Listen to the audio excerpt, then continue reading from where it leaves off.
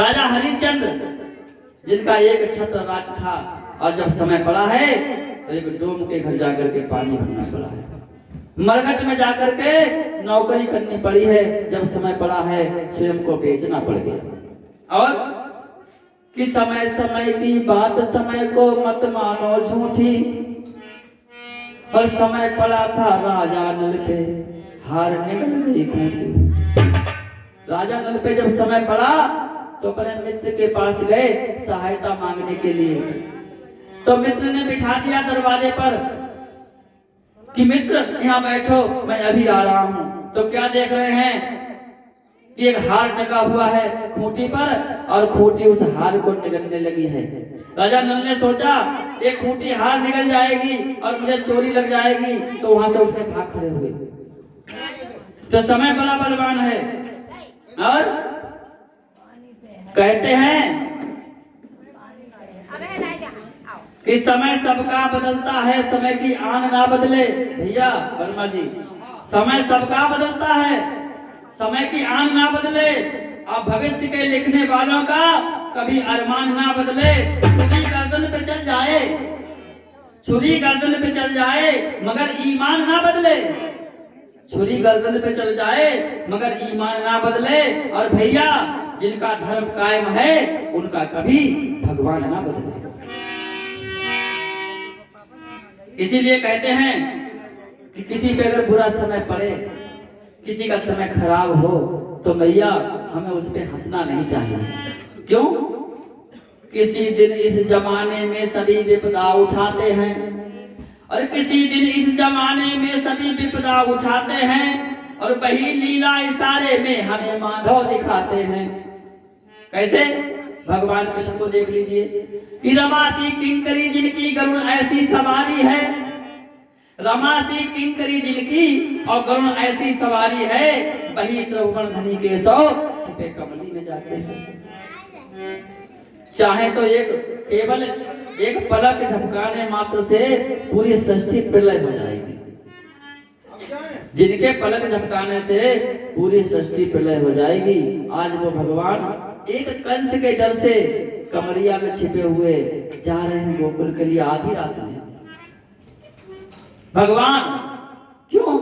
क्योंकि कंस का भी समय नहीं है मरने का, कंस का मौत का समय नहीं आया है, तो भगवान भी समय का इंतजार करते हैं। और हम लोग समय का इंतजार नहीं करते हैं, घबरा जाते हैं बहुत जल्दी। भाई समय का इंतजार करो, आज समय अच्छा है कल खराब भी हो सकता है, अगर आज खराब है तो कल अच्छा भी आ सकता है। इसलिए कथा हमें क्या सिखाती है? कथा हमें समय से लड़ने के लिए ताकत प्रदान करती है, हिम्मत प्रदान करती है, भय को समाप्त कर देती है। जब हम पे थोड़ा कष्ट पड़े तो हमें क्या सोचना चाहिए भैया? हमें सोचना चाहिए किसके बारे में? भगवान के बारे में। अरे हम पे तो कोई कष्ट नहीं है, भगवान तो 14 साल कांटों पे चले, भगवान तो 14 साल कांटों पे चले, हमने तो कोई कष्ट नहीं उठाए, हम पे क्या कष्ट है? अगर आप ऊंचा सोचोगे, भगवान का कष्ट सोचोगे, तो अपना कष्ट भूल जाओगे, बहुत कम हो जाएगा, फिर आपको तुच्छ लगेगा अपना कष्ट जब भगवान का कष्ट देखोगे तो। लेकिन हमारी बुद्धि वहां तक पहुंचती ही नहीं है, हमारी बुद्धि वहां तक पहुंच ही नहीं पाती है, इसलिए हम घबरा जाते हैं। इसलिए कहा है क्या कि ना हंसना चाहिए, नहीं हंसना चाहिए हरगिज किसी के कष्ट में हमको, और ना जाने कब किसे कैसे समय के फेर होते हैं। किसी पर संकट पड़े, मुसीबत पड़े तो हमें हंसना नहीं चाहिए, हमें क्या करना चाहिए? हमें उसकी मदद करनी चाहिए, हमें उसकी सहायता करनी चाहिए। क्यों? क्योंकि परहित सरिस और धर्म नहीं भाई, पर पीड़ा सम नहीं अधमाई। दूसरे का हित करने के बराबर कोई धर्म नहीं है। अगर आज यहाँ पर भगवान की पावन कथा बैठी है, हमारे भैया सोनू वर्मा ने एक कोशिश की है प्रभु की कृपा से कि यहाँ तक भगवान आए हैं, तो हम सबका कर्तव्य बनता है क्या कि हम परहित करें, सहायता करें भैया वर्मा जी की, कि हिम्मत दें इनको, चिंता मत करना, हम सब लोग खड़े हैं आपके साथ में, हम सब सहायता करेंगे। तो उसके बराबर कोई धर्म नहीं है, कोई पुण्य नहीं है, कोई दान नहीं है। इसलिए हमें जितना हो सके, कहते हैं कि अगर कोई व्यक्ति बहुत गरीब है और बहुत जल्दी पैसे वाला बनना चाहता है तो पता क्या करे? वो किसी ऐसे व्यक्ति की सहायता करे जो असहाय हो, जो कमजोर हो, जिसकी कोई सहायता ना करता हो, जो बहुत परेशान हो, उसकी सहायता करने लगो, चाहे वो जानवर हो और चाहे वो इंसान हो। आप उसकी मदद करोगे, सहायता करोगे तो उसकी अंतर आत्मा से जो आवाज निकलेगी वही काम कर देगी आपके लिए। प्रभु देख रहे हैं, नारायण देखते हैं, और भगवान को क्या पसंद है? भगवान को सेवा ही पसंद है। भगवान को सेवक पसंद है और सेवा पसंद है। क्यों? कि सबसे कठिन काम क्या है? सेवा करना। जैसे हमारे पुरुष भाइयों के लिए, हम लोगों के लिए 3 काम कठिन है। क्या? कौन से? माता पिता और गुरु। माता पिता और गुरु अपने की, इन तीनों की आज्ञा कठिन है। माता पिता और गुरु की आज्ञा बहुत कठिन है। जो इनकी आज्ञा में चल गया समझ लो उसका बेड़ा पार हो गया। और माताओं के लिए सास ससुर और पति अपने की, इन तीनों की सेवा कठिन है। मैया अनसुईया ने क्या किया? माता अनसुईया ने सिर्फ अपने पति की सेवा की, मन कर्म और वचन से अपने पति की सेवा की, और स्वप्न में भी किसी पर पुरुष का दर्शन नहीं किया। केवल पति की सेवा करती थी, पतिव्रता थी, और कोई व्रत नहीं करती थी, कोई उपवास नहीं करती थी, कोई दान नहीं करती थी, कोई पुण्य नहीं करती थी, केवल पति की सेवा करती थी। और पति की सेवा की बदौलत उन्होंने त्रिदेवों को, ब्रह्मा विष्णु और महेश को एक छोटा सा बालक बना दिया। धन्य है वो माँ और धन्य है मैया अनसुईया। बोलो माता अनसुईया की, बोलो वृंदावन बिहारी लाल की, बोलो सीताराम सीताराम श्री राम, जय राम जय जय राम, श्री राम जय राम जय जय राम। इस प्रकार निषाद राज बहुत व्याकुल हैं। सुबह हुआ, जब सुबह हुआ भगवान उठे हैं, और क्या किया भगवान ने? अपने सिर पर बालों का जूड़ा बना लिया। जो बाल थे बड़े बड़े, उनका जूड़ा बना लिया है, जटाओं को बांध लिया। जब ऐसी दशा सुमंत्र ने देखी, भगवान को देखा कि जिस सर पर मुकुट हुआ करता था, आज उस सर पर जोड़ा बंधा हुआ है। ऐसी दशा देखी है, महामंत्री सुमंत्र की नेत्रों में अश्रु की धारा बहने लगी, नेत्रों में जल भर आया, और कहने लगे भगवान प्रभु श्री राम से कि हे राम, महाराज दशरथ ने कहा था कि राम को वन में घुमाकर वापस ले आना। तो भगवान प्रभु श्री राम कहने लगे कि हे सुमंत, क्या आप चाहते हो कि हम अधर्म पे डट जाएं? क्या आप चाहते हो कि हमारा धर्म भ्रष्ट हो जाए, हमारे पिता का वचन झूठा हो जाए? अगर आप चाहते हो तो मैं अभी वापस चलता हूं। सुमंत्र बोले जैसी प्रभु आपकी इच्छा, आपसे कौन जीतेगा? आप तो त्रिलोकीनाथ हो, आपसे कौन जीत पाएगा? इसलिए जिसमें आप खुश हो, जिसमें आप प्रसन्न हो, आप वही कार्य करें। कहते हैं कि रतहा के है राम तनु, हेर हेर ही नाय, और देख निषाद विषाद बस, सिर धुन धुने पछताए। महामंत्री सुमंत्र रथ को हाँकते हैं, लेकिन घोड़े नहीं चलते हैं, वहीं पे खड़े हुए हैं, और घोड़ों के नेत्रों से भी अश्रु की धारा बह रही है। ऐसी दशा जब निषाद राज ने देखी, निषाद राज अपने सर को पकड़ के बहुत पछता रहा है और कह रहा है विधाता, आज तूने क्या कर दिया? जिनको राजमहल में होना चाहिए आज वो वन वन भटक रहे हैं।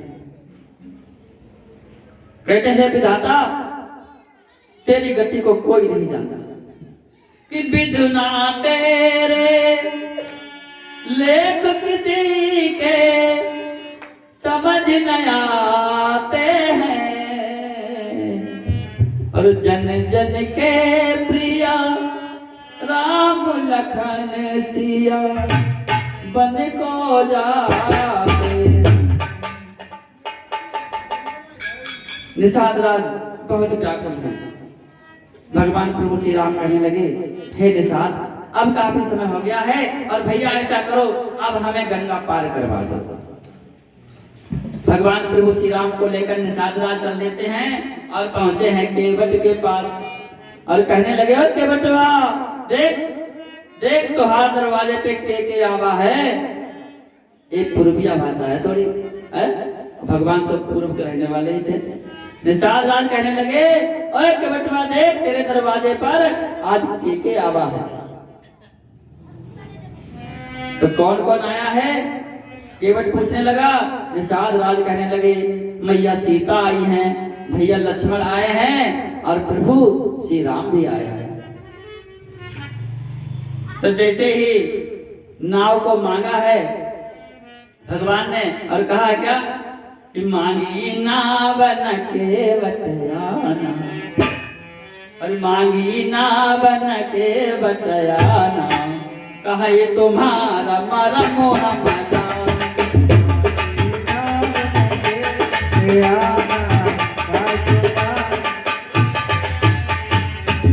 और मांगी नाव न केवटयाना,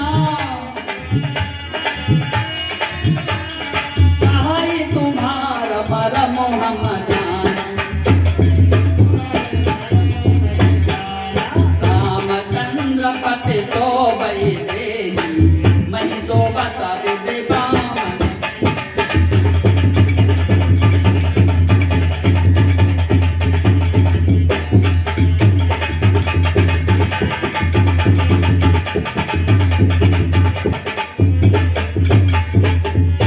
श्री रामचंद्र भगवान की,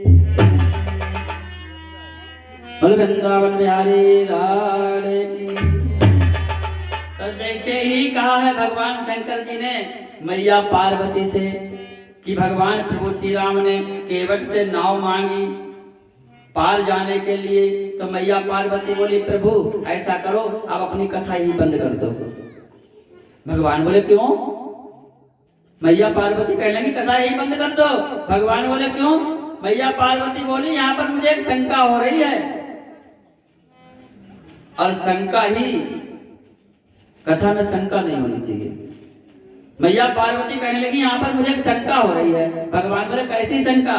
मैया पार्वती कहने लगी कि बारे सनातन धर्म तेरी जय जयकार, और कबहू का ईश्वर सिंह है, कबहू कहो तसिया। मैया पार्वती बोली, कभी तो भगवान सिंह बन जाते हैं और वही भगवान कभी सियार बन जाते हैं। भगवान शंकर जी कहने लगे, कैसे?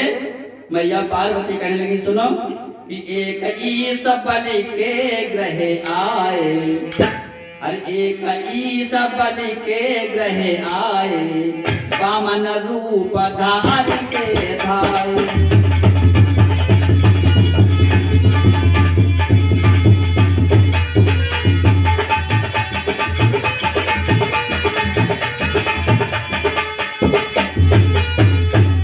मैया पार्वती कहने लगी, एक ईश बलि के ग्रह आए, वामन रूप धारी के धाये। मैया पार्वती बोली, एक भगवान वो जो राजा बलि के यहाँ गए और उन्होंने क्या किया, ऐसो व्रात बदन करी लीना और तीन पैग में ही तीनों लोग नाप लिए उन भगवान ने। और आज खड़े जे कमल पतंगा, और इनसे नागी जाए न गंगा। कैसे भगवान है? एक भगवान वो जिनने तीन पैग में तीन लोग नाप लिए, अजय कैसे भगवान है, इनसे गंगा जी नहीं नागी जा रही हैं। मैया पार्वती कहने लगी, क्या? अरे इनमा कौन साचा भगवान, अरे इन महा कौन साचा भगवान और मांगी ना बन के बताया।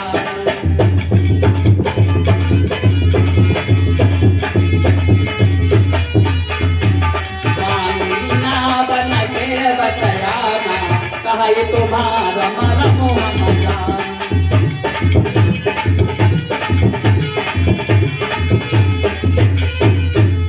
मैया पार्वती बोली इनमें कौन से भगवान सत्य हैं?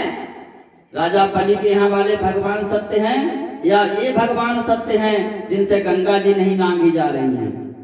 ये तो एक नंबर शंका हुई। ये तो पहली शंका है। मैया पार्वती बोली प्रभु एक शंका और है। भगवान बोले कौन सी? कि 3 पैगमा 3 लोक जब नाप लीन भगवान और नाव बिना व्याकुल खड़े बेई कृपा। और कहने लगी मैया पार्वती कि पैग बढ़ाई की जो धरी देते, अरे पैग बढ़ाई की जो धरी देते और सुरसर पार तुरंत कर लेते। हे प्रभु अगर जरा सा पैर बढ़ा देते तो गंगा जी पार कर लेते। कितनी धार है गंगा जी की? जरा सी तो धार है। जब एक पैग में एक लोग नाप सकते हैं तो क्या गंगा जी पार नहीं कर सकते? अब कितनी धार रही सुरसर की, नहीं उतरत हिम्मत रघुवर की। इसलिए अगर कहो कि सीता साथ में है तो लक्ष्मण जी और भगवान प्रभु श्री राम मैया सीता का हाथ पकड़ लेते और गंगा जी पार उतार देते, या भगवान अपनी गोद में उठा लेते मैया सीता को और गंगा जी पार करा देते। लेकिन ऐसा भगवान ने क्यों नहीं किया हमें बताइए। तो देखिए भगवान प्रभु श्री राम गंगा के किनारे खड़े हैं और भगवान शंकर जी मैया पार्वती से बोले क्या? कहने लगे कि हे पार्वती भगवान ने ऐसा इसलिए नहीं किया कि जो तुम कहो संग है नारी अति कोमल मिथिलेश कुमारी और सिए उठाए गोद ले लेते। तो शंकर जी कहने लगे कि भगवान ने मैया सीता को गोद में इसलिए नहीं उठाया। क्यों? क्योंकि सूर्य नारायण जो है ना वो सामने देख रहे हैं। और सूर्य नारायण कौन है? भगवान प्रभु श्री राम के वंशज हैं, उनके बाबा पर बाबा है। क्योंकि ये सूर्य वंश है इसमें भगवान राम ने जन्म लिया है। भगवान सूर्य नारायण जो हैं भगवान राम के वंशज हैं। और कोई भी व्यक्ति अपने बाबा पर बाबा के सामने अपनी पत्नी को गोद में कैसे उठाएगा? लज्जा नहीं आएगी। इसलिए भगवान ने सीता मैया को गोद में नहीं उठाया। और अगर तुम कहो कि सीता को हाथ पकड़ के पार उतार देते तो कहने लगे भगवान भोलेनाथ कि हे पार्वती गंगा जी में कोई थोड़ा तो जल था नहीं। और लिखा है क्या कि जल में जो है वरुण देव की चौकी होती है, वरुण देव का जल में वास होता है। और अगर घुटनों से ऊपर जल जहां पर हो वहां पर स्त्री को घुसना नहीं चाहिए। अगर घुटनों से ऊपर जल जहां पर है वहां पर स्त्री घुसती है उस जल में तो उसका पतिव्रत धर्म भंग हो जाता है। आज देखो जाकर हरिद्वार में इतने दिनों में स्नान हो रही है, औरत को घुटनों से ऊपर जल में घुसना नहीं चाहिए। जब मैया सीता नहीं घुसी, अगर घुस जाती उनका पतिव्रत धर्म भंग हो जाता है। तो माताओं को अगर तीर्थ में स्नान करने के लिए जाएं तो घुटनों से ऊपर जल में ना घुसे ना, उससे कम ही रहे। बोलो वृंदावन बिहारी लाल की। इस प्रकार भगवान भोलेनाथ मैया पार्वती को समझा रहे हैं। और केवट भी कोई साधारण व्यक्ति नहीं है। ये केवट पता कौन है? केवट जो है एक वशिष्ठ ऋषि के पुत्र हैं, इनका नाम था शांति। वशिष्ठ ऋषि के 101 पुत्र थे, 100 पुत्र तो विश्वामित्र ने मार दिए। एक पुत्र बचा जो तपस्या कर रहा था, बहुत अखंड तपस्या की शांति ने।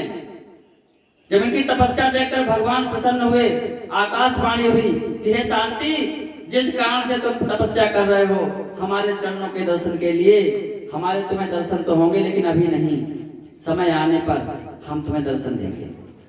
तब तक जाओ और जाकर के देवताओं की राजधानी अमरावतीपुरी में पास करो। शांति चले गए देवलोक, लेकिन वहां भी इनको शांति नहीं मिली। सोचने लगे जितनी जल्दी भगवान के दर्शन हो जाएं, तो क्या किया इन्होंने, कछुए का रूप धारण कर लिया और कछुआ बनकर के पहुंच गए क्षीर सागर में, जहां भगवान निवास करते हैं। तो जब पैरों की तरफ जाते हैं तो मैया लक्ष्मी जी भगा देती हैं, सर की तरफ जाते हैं तो शेषनाग फुसकार मार देते हैं, जाने नहीं दिया। बहुत व्याकुल हो गए तो भगवान ने कहा, शांति, चिंता क्यों करते हो, जाओ त्रेता में हम अवतार लेंगे, तब खूब प्रेम से हमारे चरणों के दर्शन करना और हमारे चरणों का चरणामृत तुम्हें मिलेगा। आज वही केवट, शांति केवट बने हैं। जिस समय अवतार का समय आया भगवान का, तो सभी देवतागण बैठे हुए हैं, देवलोक में शांति भी हैं। तो देवताओं ने कहा कि भाई मृतलोक में जाकर के केवट कौन बनेगा, कौन जाएगा मृतलोक में, तो देवता से कौन मनुष्य बनेगा। भाई देवलोक से जिसका प्रमोशन हो चुका है और फिर उससे कहो कलेक्टर से तुम्हें चपरासी बना दिया जाए, बनोगे, कौन बनेगा। लेकिन शांति ने कहा कि मैं मृतलोक में जाऊंगा, अभी तो हमारा डिमोशन हो जाएगा, हम मृतलोक में चले जाएंगे, लेकिन यही डिमोशन हमारा ऐसा प्रमोशन करेगा कि हमें फिर मृतलोक में नहीं आना पड़ेगा। इसलिए शांति जी जो हैं वो केवट बनकर के आए हुए हैं, वशिष्ठ जी के पुत्र हैं। बोलो शंकर भगवान की, बोलो वृंदावन बिहारी लाल की। हमारे भैया विनीत एक सुंदर सा भी भजन सुनाएंगे और उसके बाद में कथा प्रसंग प्रारंभ करेंगे। बोलो वृंदावन बिहारी लाल की।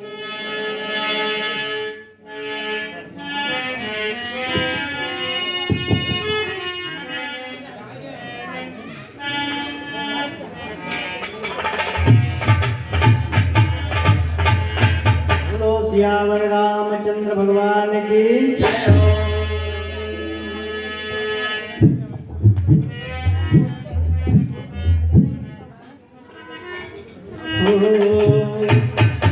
रघुराई हो रघुराई,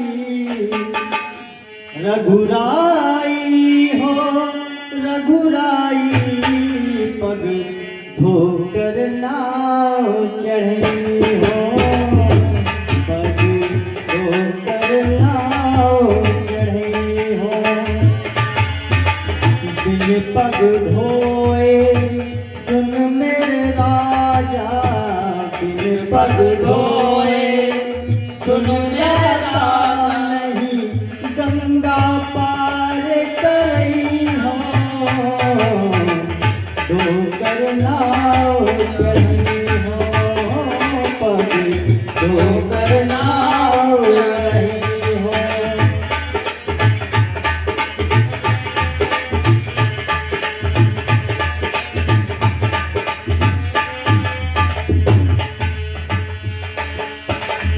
गुंजर लल की महिमा न्यारी, परस पाए भय पातर नारी, मोरी नैया काट की नैया, मोरी नैया काट की नैया।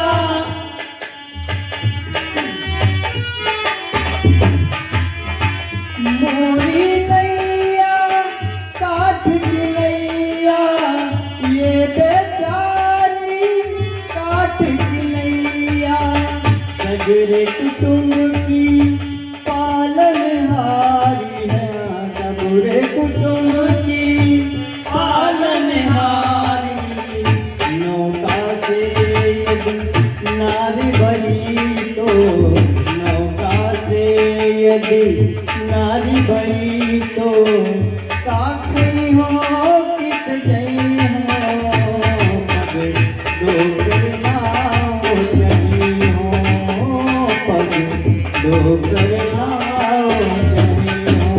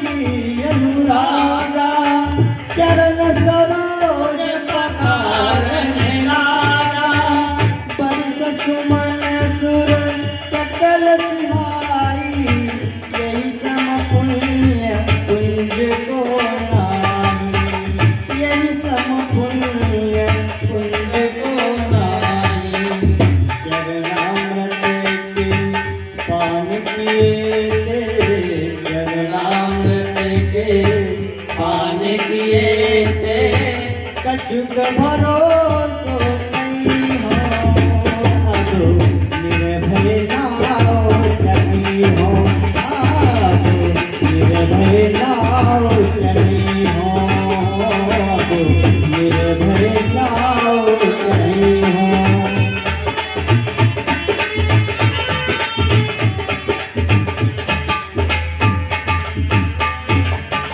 के बटरे बड़े भागी तोरी नैया, के बटरे बड़े भागी तोरी नैया, आज तोरी नैया में,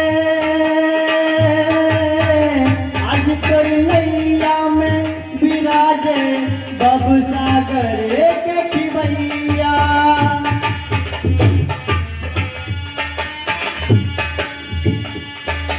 धोबी से धोबी न लेत धुलाई, नाई से कछु नहीं लेत है नाई। तुम भी के बट मैं भी के बट, तुम भी के बट मैं भी के बट, कैसे तुमसे लूं तराई, कैसे तुमसे लूं तराई। कर दीजो भव पार प्रभु मोहे, कर दीजो भव पार प्रभु मोहे। घाट तुहारे नहीं हो, अभी उतराई नहीं हो, अभी उतराई नहीं हो, अभी उतराई नहीं हो, अब निर्भय नाव चली हो, अब निर्भय कार्य करी हो।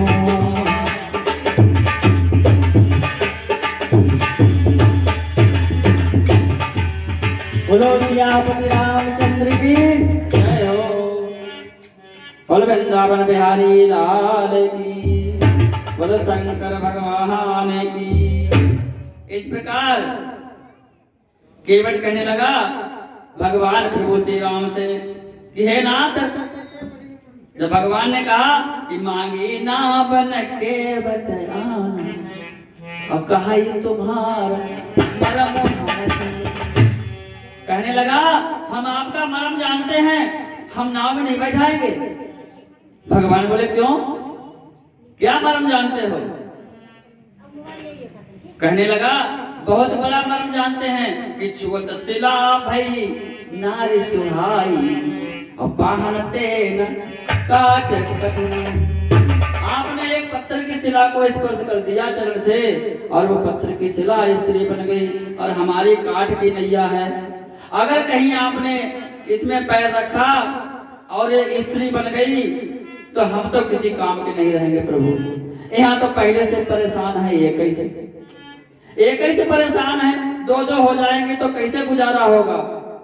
और कहने लगा प्रभु सुनो कि बहुत सुनी तारीफ आपकी कारीगर सरकार, और पत्थर से तुम नारी बनाते, काज की नाव हमार कहीं बन जाए न नारी, यही हम चिंता भारी।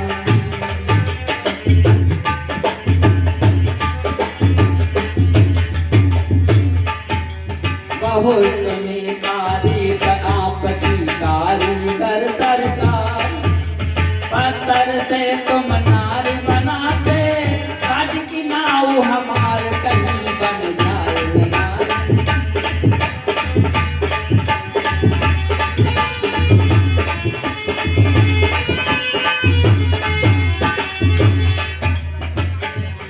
और कहने लगा केवल क्या, अरे एक नारी होने से अब होता नहीं गुजारा,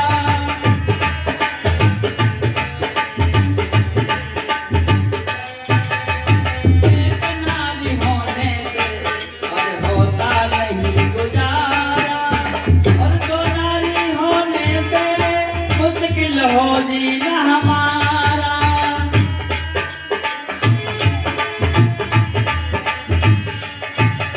कहने लगा प्रभु एक नारी से तो गुजारा नहीं होता है, और दो नारियों से जब दो नारी हो जाएंगी तो किस प्रकार हमारा गुजारा होगा। और कहने लगा प्रभु आपके यहाँ देख लीजिए क्या, और 3 नारियों के कारण प्रभु, 3 नारियों के कारण प्रभु, घर आपका बंटा ठार कहीं बन जाए न नारी।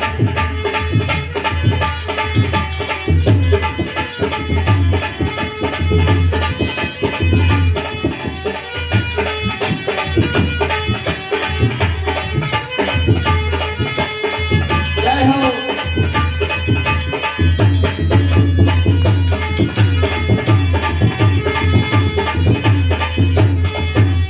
जय हो। श्री रामचंद्र भगवान की। केवट कह रहा प्रभु देख लीजिए हमें दूसरी नारी नहीं चाहिए। आप क्या 3 नारियां हैं आपके पिता की, 3 विवाह हुए हैं आपके पिता के, और आज 3 नारियों के कारण आपका बंटा ढार हो गया है भाई। 3 नारियों के कारण आपका बंटा ढार हो गया, आप वन वन घूम रहे हो। अगर एक ही माता होती तो काहे वन में आते। इसीलिए प्रभु हमें क्षमा करो, हमारी काठ की नैया कहीं नारी बन गई तो हम क्या करेंगे। और हम ऐसा करेंगे, हम पहले आपके पांव धोएंगे, और इस पांव की जो पांव में जो रज लगी है इसको धोएंगे, फिर जल को पिएंगे, पी करके देखेंगे अगर इसमें कोई जादू नहीं है, कोई चमत्कार नहीं है, हम तभी नाव पर चढ़ाएंगे आपको, वरना हम नहीं चढ़ाएंगे। अब भगवान जो हैं वो मैया सीता की तरफ देख रहे हैं और मुस्कुरा रहे हैं, और लक्ष्मण की तरफ देख रहे हैं मुस्कुरा रहे हैं। क्यों भगवान हंसे? इसलिए कि कहीं ऐसा ना हो कि सीता नाराज हो जाए, और इसलिए भी हंसे। इसलिए हंसे सीता की तरफ देखकर भगवान सोचने लगे, और सीता की तरफ इशारा कर रहे हैं, अरे अभी तो ये पहला भक्त मिला है, अभी तो पहला भक्त मिला है अटपटा वनवास में, ऐसे पता नहीं कितने मिलेंगे आगे। और इसलिए हंसे हैं कि ये वही कछुआ है जिसको तुमने हमारे पास नहीं जाने दिया, आज रोक लो इसको, आज रोक लो। और इसलिए हंसे कि अभी तो तुम दोनों हमारे चरणों की सेवा कर रहे थे, अब एक तीसरा भी आ गया है। क्यों? एक पैर की सेवा मैया सीता करती थी भगवान के, और एक पैर की सेवा लक्ष्मण किया करते थे। बटे थे पैर, एक पैर मैया सीता दबाती थी, एक चरण लक्ष्मण जी दबाते थे।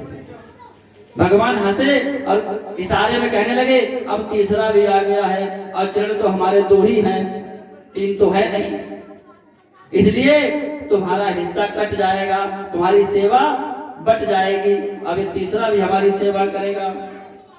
और क्या कि था एक और संकेत यहाँ एक और संकेत है क्या, कि था एक और संकेत यहाँ, और इसने बेचरण टटोए हैं।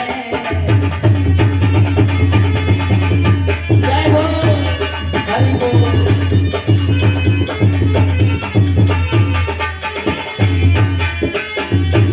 और था एक और संकेत यहाँ, इसने बेचरण टटोए हैं। कौन से चरण? जो ब्याह समय सीता को दे, जो ब्याह समय सीता को दे, मिथिलेश जनक ने धोए हैं। हरि बोल।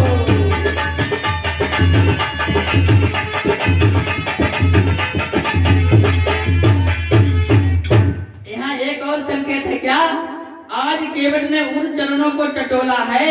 कौन से चरण? जो चरण महाराज जनक जी ने धोए हैं। केवट सोच रहा है जनक जी ने धोए हैं तो हम काहे को पीछे रहे, हम भी धोएंगे और खूब मलमल के धोएंगे।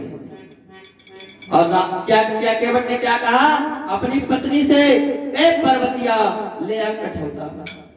इतना चालाक है, ये नहीं कहा कि कठौती ले आना, कठौता ले आ। क्यों? केवट ने सोचा कठौती मंगाऊंगा ना, अगर भगवान के चरणों में जादू हुआ तो कठौती में पैर रखेंगे तो वो लड़की बन जाएगी, इसलिए कठौता मंगाओ। अगर बनेगा भी तो लड़का बनेगा, कम से कम कमा के तो खिलाएगा, नवैया तो चलाएगा हमारी। इस प्रकार कि केवट राम रजाय सुपावा, केवट राम, भगवान राम की आज्ञा जैसे ही पाई है केवट ने, भगवान ने आज्ञा दी है कि हाँ मेरे चरणों को धो लो, तो केवट राम रजाय सुपावा और पानी कठौता भरी लिया। तुरंत जैसे ही आज्ञा पाई है अपने हाथों से कठौता उठाया और गंगा जी से जल को भर लिया। यहाँ पान लिखा, पान कठौता। पान शब्द पता क्या है? पान माने होता है हाथ, पान का मतलब होता है हाथ। पान शब्द है हाथ का, तुरंत कठौता लीन, चरण पखारन हेतु तब गंगा में भर लीन। ले आया और भगवान ने एक पैर अपना कठौते में रख दिया और एक पैर से खड़े हो गए। प्रेम से धो रहा है केवट, काफी देर हो गई, छोड़ने का नाम नहीं ले रहा है। तो भगवान कहने लगे भैया केवट बहुत देर हो गई, हम तो थके जा रहे हैं, एक पैर से खड़े हैं। तो केवट इतना चतुर है, कहने लगा क्या कि प्रभु एक पैर से खड़े हो, थके जा रहे हो, तो ऐसा करो हमारे सर पे अपना हाथ रख लो, हमारा सहारा ले लो। इतना चतुर है, पैरों पे हाथ है। अभी भगवान ने आशीर्वाद नहीं दिया है केवट को। भाई आशीर्वाद जब ही मिलता है जब कोई आपके सर पे हाथ रखेगा, तभी तो उसका आशीर्वाद प्राप्त होगा। तो केवट कहने लगा प्रभु से कि प्रभु ऐसा करो हमारा सहारा ले लो, हमारे सर पे हाथ रख लो। इतना चतुर है, भगवान का हाथ अपने सर पे रखवा लिया। शंकर जी कहते हैं हे पार्वती आज केवट धन्य हो गया, भगवान के चरण पकड़े हुए हैं और भगवान का हाथ उसके सर पे है।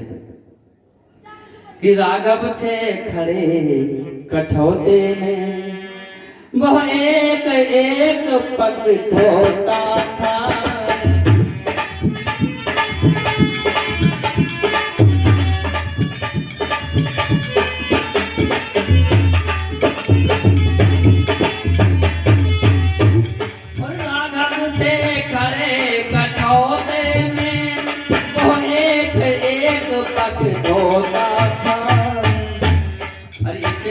कुछ ध्यान नहीं उसको,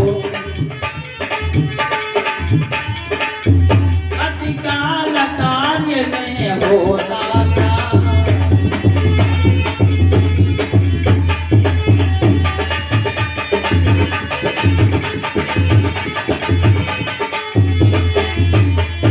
आज जैसे ही भगवान प्रभु श्री राम ने उसके सर पे अपना हाथ रखा है कि लक्ष्मण सीता ही नहीं धन्य कहे उठे उस समय शंकर भी। लक्ष्मण सीता ही नहीं धन्य कहे उठे शंकर भी। और धो रहा धन्य चरणों को भी और रखवाया हाथ शीश। इस प्रकार केवट ने जब भगवान के चरणों को धो लिया और चरणों में तो पान कर लिया, अपनी पत्नी से कहा जाओ ले जाओ इसको बोतल में भर के रख दो, इसको रोज पान करना है। कहते हैं जो भगवान का चरणामृत रोज पीता है, जो भगवान के चरणों का चरणामृत रोज पीता है, उसकी कभी अल्पायु नहीं हो, अल्प मृत्यु नहीं हो सकती ना, उसकी अकस्मात मृत्यु कभी नहीं हो सकती। जो भगवान का चरणामृत रोज ग्रहण करता है उसकी अल्प मृत्यु नहीं हो सकती, उसे बीमारी नहीं आ सकती, उसके अंदर शरीर में कोई जल्दी रोग नहीं आ सकता। इसलिए हमें भगवान का चरणामृत रोज पीना चाहिए, ठाकुर जी की सेवा करनी चाहिए, भगवान को घर में रखना चाहिए, रोज उनको स्नान कराओ, रोज चरणामृत अपने आप पियो, पूरे परिवार को पिलाओ, बच्चों को पिलाओ। इसलिए आज केवट धन्य हो गया और भगवान को अपनी नाव में बिठा लिया। और लेकर के चल देता है और कहने लगा क्या भैया गंगा से केवट कह रहा है कि अपने राम जी, हाँ अपने राम जी उतरेंगे गंगा पार, हो गंगा मैया धीरे बहो।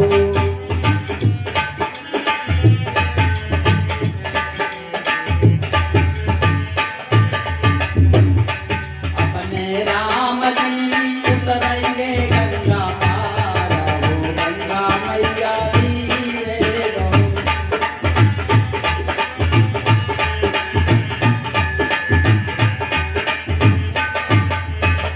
और कहता क्या, अरे उछल उछल मत बहनर मैया,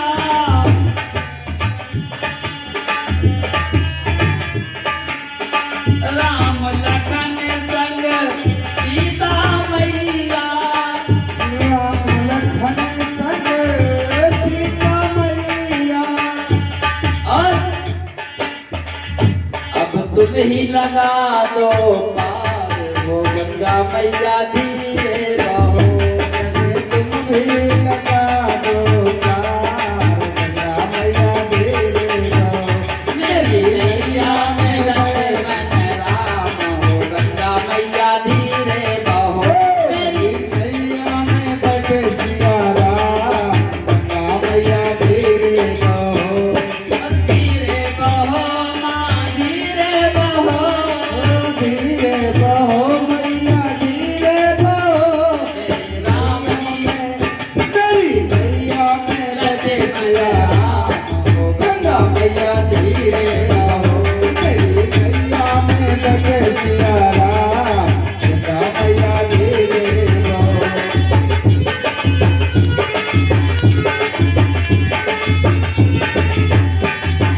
मैया में बटे सिया राम, गंगा मैया धीरे बहो।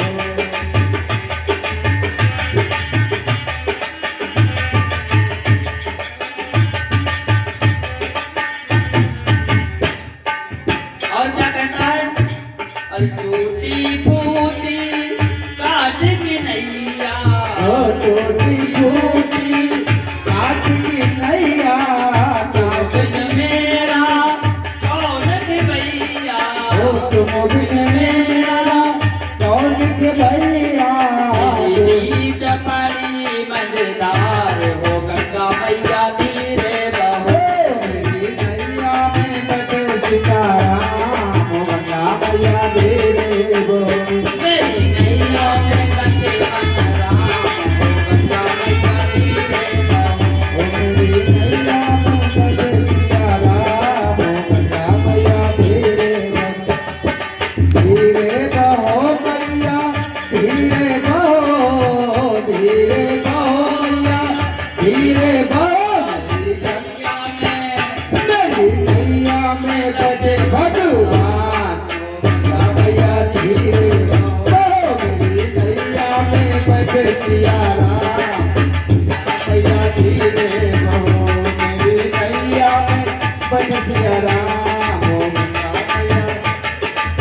और कह रहा है कि वह कहने लगा कि ना राजा ना मैया योगी, हाय नारा जाना मैया योगे, ना नारा कोई साधु ना कोई जोगी, अरे ना कोई साधु ना कोई जोगे। नहीं बनो पतवार, हो गंगा मैया धीरे। अरे तुम हे बनो पतवार, गंगा मैया धीरे बहो। ओ मेरी नैया में लचे सिया राम, हो गंगा मैया धीरे बहो।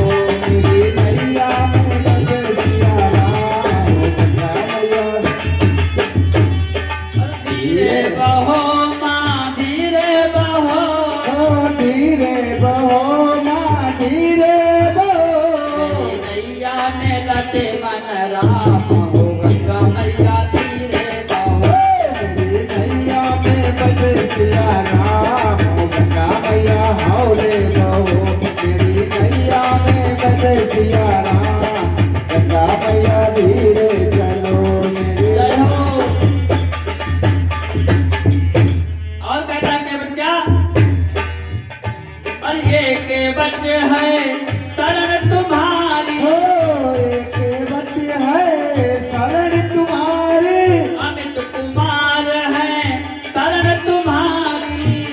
पंडित कुमार है शरण तुम्हारी। माफ करो माँ खताएं हमारी, माफ करो माँ खता हमारी। अब से कर दो पार हो गंगा मैया धीरे बहो। अरे भव से लगाओ मेरा पार मैया धीरे बहो। मेरी नैया में लक्ष्मण राम हो गंगा मैया धीरे बहो।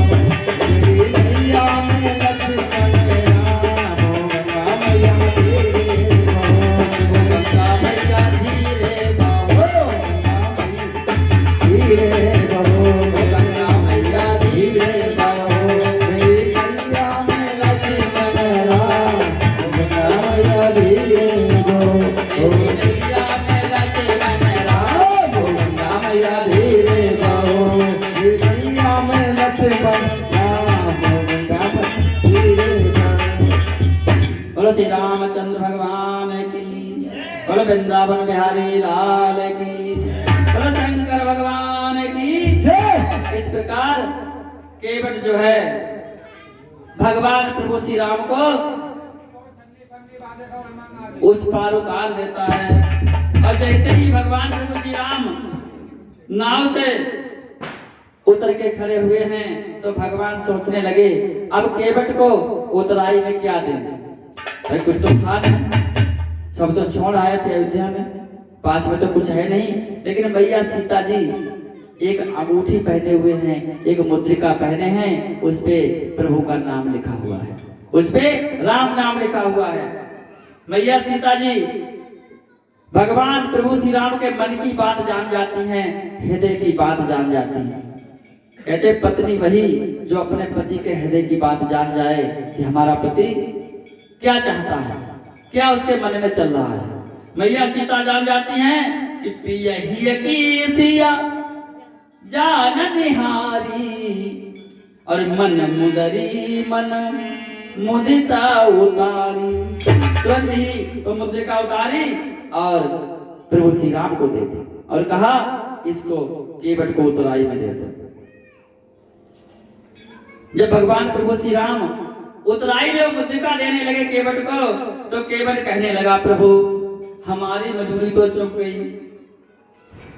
अरे आप भी जो हैं मल्लाह, हम भी मल्लाह, बराबर का दायरा है। फर्क इतना है कि हम गंगा मैया से पार उतारते हैं और आप भवसागर से पार उतारते हैं। ये संसार क्या है?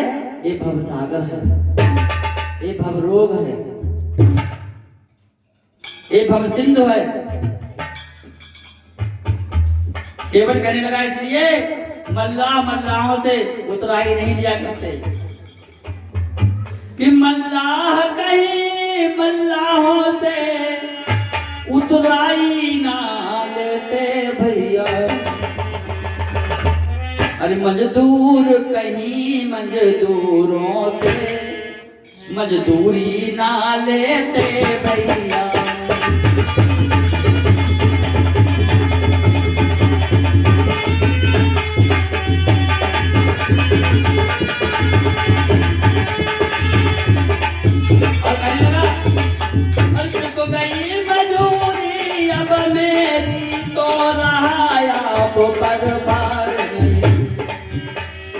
उधार हो गया जब मेरा तो कौड़ी रही उधार नहीं।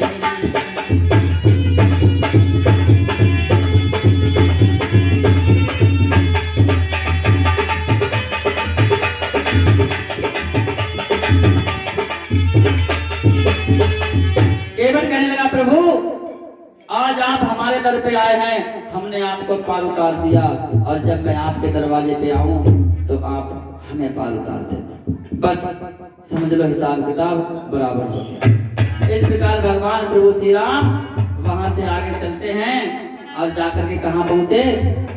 निषाद साथ में है। भगवान प्रभु श्री राम पहुंचे हैं प्रयागराज, जहां पर भरद्वाज मुनि रहा करते थे। प्रयागराज पहुंचे हैं कि दीन शीश मुनि सौर अति आनंद सजान लोचन गोचर सुगत फल मनहु किए विद्या। भगवान प्रभु श्री राम ने जाकर के भरद्वाज को दर्शन दिए हैं। एक दिन भगवान प्रयागराज में ठहरे और दूसरे दिन वहां से चल देते हैं। तो कहां पहुंचे हैं? महर्षि वाल्मीकि के आश्रम में पहुंचते हैं। जब वाल्मीकि ऋषि के आश्रम में पहुंचे, ऋषि वाल्मीकि जी ने स्वागत किया है भगवान प्रभु श्री राम का। भगवान प्रभु श्री राम वाल्मीकि ऋषि से पूछने लगे कि हे गुरुदेव, अब आप ही बताइए हम कहाँ रहें, अपना निवास स्थान हम कहाँ बनाएं? कहते हैं भगवान का निवास स्थान कहाँ है? भगवान कहाँ रहते हैं पता है आपको? भगवान कहाँ रहते हैं? भगवान का हेड ऑफिस कहाँ है पता है? नहीं। किसके हृदय में? वृंदावन बिहारी लाल की। भगवान का हेड ऑफिस पता कहाँ है? चित्रकूट। नहीं। आपको किसने बनाया? आपको, आपके शरीर की रचना किसने की? भगवान ने। भगवान ने तो की, किसी कारीगर ने तो बनाया नहीं, किसी बढ़ई ने तो बनाया नहीं, किसी इंजीनियर ने तो नहीं बनाया। आपके शरीर की रचना भगवान ने की। और कहां बैठ के की? एक माँ के अंदर गर्भ में। माँ के गर्भ के अंदर हमारी रचना होती है, शरीर की रचना की जाती है। भगवान वहीं बैठ करके उसकी रचना करते हैं। अगर कोई हेड ऑफिस है भगवान की जगह तो माँ का गर्भ है। माँ के गर्भ में भगवान मिलेंगे आपको।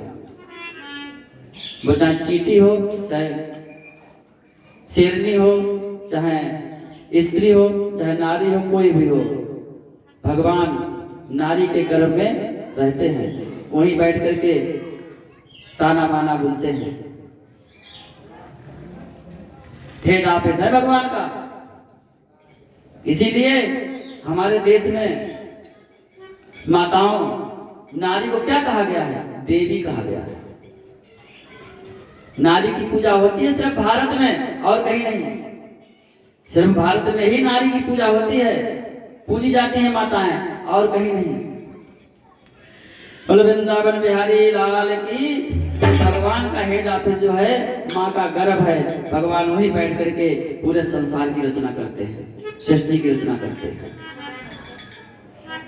कहते हैं 5 मास और अजब है तेरी कारीगरी करता, अजब है तेरी कारीगरी करता। 5 मास और पंच तत्व से बना के पुतला रच डाला, और आंखें बिन्ने घूमे भाई शीश साथ में है काला। देखन को इस दुनिया में लाई रोशनी भर डाला, और वहां कोई औजार नहीं है। बिन कोयला बिन अग्नि हथौड़ी, ना तो कोयला है, ना अग्नि है, ना हथौड़ी है, ना संसी है, ना कोई लोहार है। बिन कोयला बिन अग्नि हथौड़ी और संसी बिना लोहार, अजब है तेरी कारीगरी करता। जैसा हाथ भगवान ने बना दिया, अगर एक बार कट जाए दोबारा जुड़ तो जाएगा। ना तो बहुत ताकत रहेगी उस हाथ में और ना ही पैसा दिखेगा। थोड़ा बहुत फर्क जरूर आ जाएगा।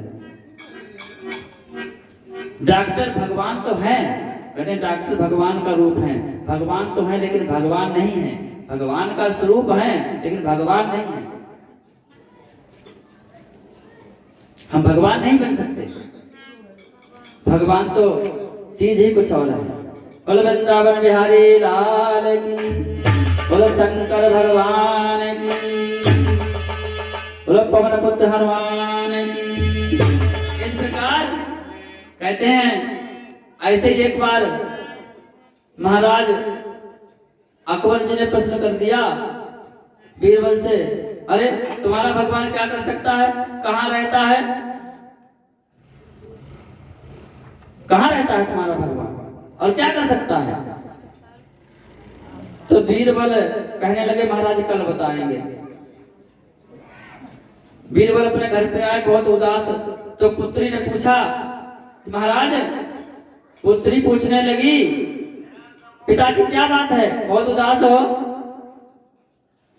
बीरबल ने बताया ऐसी बात है। अकबर ने पूछा है तुम्हारा भगवान क्या कर सकता है, कहाँ रहता है? अगर नहीं बताएंगे तो कल फांसी पे चढ़ा देगा। पुत्री कहने लगी ठीक है पिताजी हम बताएंगे, कल हम चलेंगे आपके साथ। दूसरा दिन ये हुआ, बीरबल की पुत्री बीरबल के साथ चल दी, अकबर के दरबार में पहुंची। अकबर ने पूछा बीरबल से, कहो बीरबल तुम्हारा भगवान क्या कर सकता है? जवाब लेकर आए हो हमारे प्रश्न का या नहीं? बीरबल कहने लगे महाराज अरे आपका प्रश्न तो बहुत सरल है, इसका जवाब हम क्या देंगे? इसका जवाब तो हमारी पुत्री ही देगी आपको। अकबर बैठे हुए हैं सिंहासन पर, बीरबल की पुत्री खड़ी है और कहा पूछो महाराज क्या पूछना चाहते हो? बीरबल की पुत्री कहने लगी, अकबर ने पूछा बताओ तुम्हारा भगवान कहाँ रहता है और दिखता क्यों नहीं? तो लड़की कहने लगी महाराज ऐसा करो हमें थोड़ा दूध चाहिए, आप थोड़ा दूध मंगा दीजिए एक कटोरे में। अकबर जी ने एक थोड़ा कटोरे में दूध मंगाया। जब उस लड़की ने दूध को लिया बीरबल की पुत्री ने और दूध को क्या किया, उस दूध में उंगली को घुमाने लगी। काफी समय हो गया घुमाते उंगली, 10 मिनट 15 मिनट 20 मिनट। अकबर ने देखा और कहने लगे अरे क्या कर रही है, बार बार इसमें उंगली घुमा रही है। कहने लगी महाराज मैं इसमें घी ढूंढ रही हूँ, दूध में इसमें घी ढूंढ रही हूँ। अकबर बोले इसमें घी ऐसे थोड़ी मिलेगा। बोली महाराज फिर कैसे मिलेगा?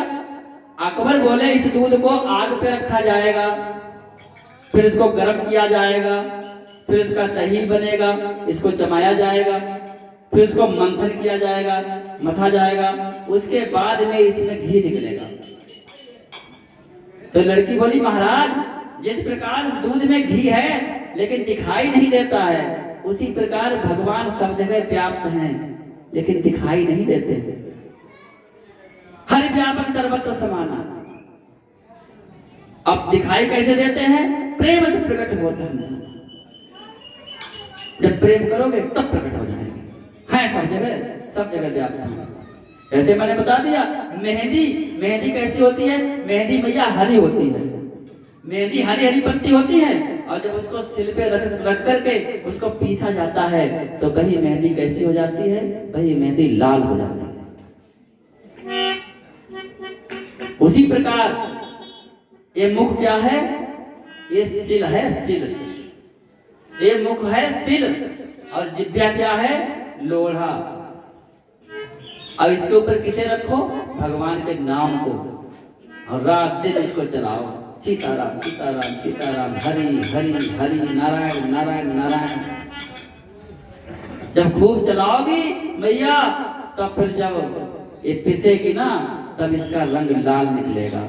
जब खूब नाम जपोगे रात दिन तब जाकर के फिर पता चलेगा कि भगवान क्या है और कैसे प्रकट होते हैं। जैसे मेहंदी लाल हो जाती है, अपना रंग दिखाती है, उसी प्रकार फिर भगवान का नाम अपना रंग दिखाएगा। तो लड़की कहने लगी महाराज भगवान सब जगह व्याप्त हैं। जिस प्रकार दूध में घी दिखाई नहीं देता उसी प्रकार भगवान दिखाई नहीं देते। और दिखाई कब देंगे? इस शरीर को तपाना पड़ेगा, इस शरीर को तपाना पड़ेगा, इस शरीर का मंथन करना पड़ेगा, मथना पड़ेगा नाम के द्वारा।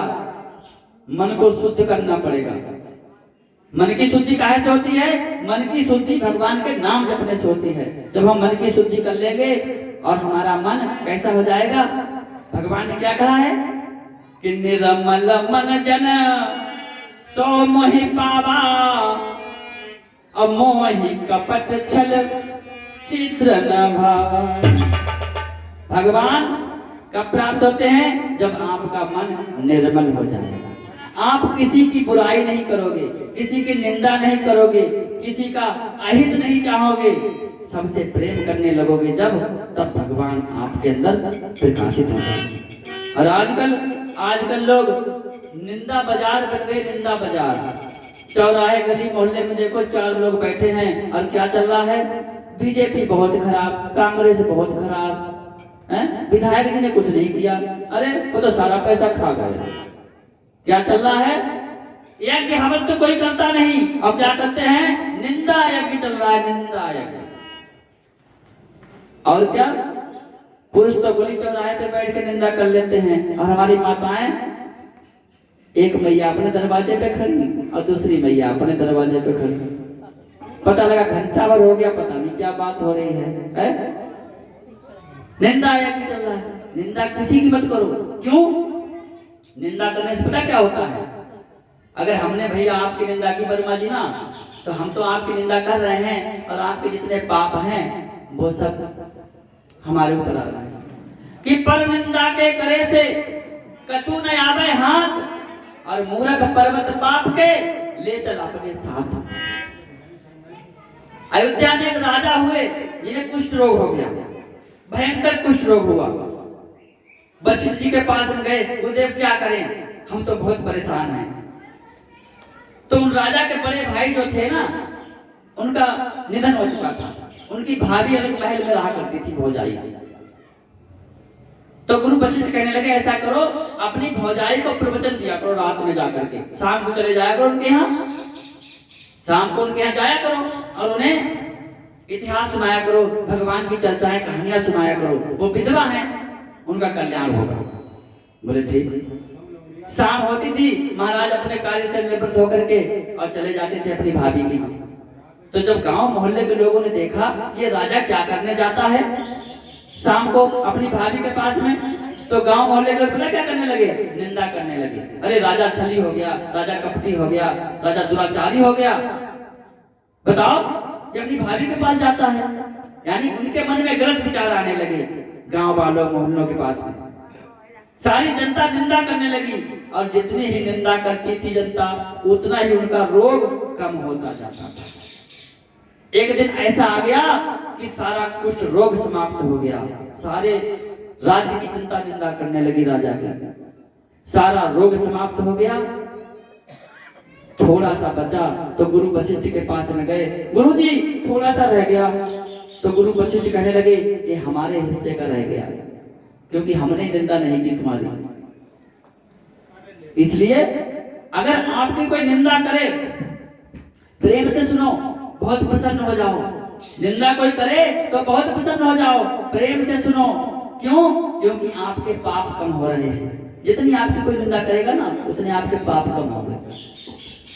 अगर आपकी कोई बड़ाई करे, तारीफ करे, तो भगवान से कहो, हे प्रभु हमसे कौन सा अपराध हो गया, हमसे कौन सा अपराध हो गया जो हमारी तारीफ कर रहा है, हम तो इस लायक है नहीं। इसलिए सभी लोग कहें हमारे साथ में क्या, हे नाथ, भैया कहो ना, हे नाथ हम आपको भूले नहीं, हे प्रभु हम आपको भूले नहीं, हे नाथ हम तो महापापी हैं, दुष्ट हैं, अधम हैं, खल हैं, नीच हैं, कुटिल हैं, कामी हैं, पापी हैं। हे नाथ हम जैसे भी हैं आपके हैं और आप हमारे हो। हे नाथ हम आपकी शरण में हैं, हमारी रक्षा करो, हमारी रक्षा करो, हमारी रक्षा करो। इस प्रकार जब हम भगवान से कहेंगे, तब भगवान हमारा उद्धार करेंगे और हम पर दया करेंगे। जब तक हम भगवान के सम्मुख अपने नेत्रों के जल से उनको सींचेंगे नहीं, उनके चरणों को, तब तक भगवान निर्मित नहीं होंगे। क्योंकि भगवान को प्रेम ही पसंद है। भगवान को लोटे का जल नहीं चाहिए, भगवान को तुम्हारे नेत्रों का जल चाहिए। भगवान को कुछ अर्पण करना है तो अपना मन भगवान को अर्पण कर दो, अपने मन को भगवान को चढ़ा दो। अगर कुछ चढ़ाना है, अपने आप को भगवान को अर्पण कर दो, अपने मन को भगवान को अर्पण कर दो। और भगवान क्या करेंगे? जब आप भगवान को अपना मन अर्पण करेंगे तो भगवान आपके मन को शुद्ध कर देंगे, पवित्र कर देंगे, निर्मल बना देंगे। बोलो वृंदावन बिहारी लाल की, बोलो शंकर भगवान की।